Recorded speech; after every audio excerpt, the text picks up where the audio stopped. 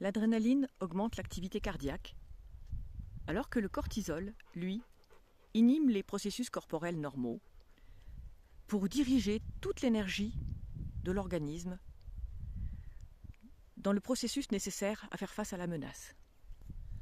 En gros, lorsque le cortisol est produit, la digestion se ralentit, tout ce qui peut être en lien à des fonctionnements automatiques s'arrête. Ainsi, toute l'énergie du corps se dirige pour permettre la fuite. Le cerveau perd alors tout processus d'analyse. Le cortex est complètement shunté. La réaction devient automatique. L'information ne passe plus par le cortex préfrontal, qui permet d'analyser et d'intégrer en fonction de l'expérience vécue. Ce processus, en soi, il n'a rien de choquant. Il est utilisé, par exemple, dans les services qui interviennent sur une situation d'urgence, que ce soit des gendarmes, des militaires ou des médecins. C'est ce processus qui leur permet d'agir sans réfléchir en cas d'urgence. Cependant, dans ce cas-là, il est complètement dévié de son fonctionnement normal. La personne qui est soumise à un stress se trouve alors, ce qu'on pourrait dire, hors d'elle-même.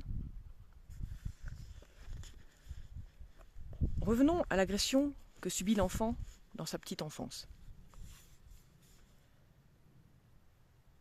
Lorsque l'agression ne permet ni la fuite ni la lutte, ce qui est le cas pour les enfants notamment, qui ne peuvent que subir, l'afflux d'hormones de stress s'intensifie encore. L'agressé se trouve donc placé dans un processus de survie. Le taux d'hormones et de stimuli émotionnels devient tellement élevé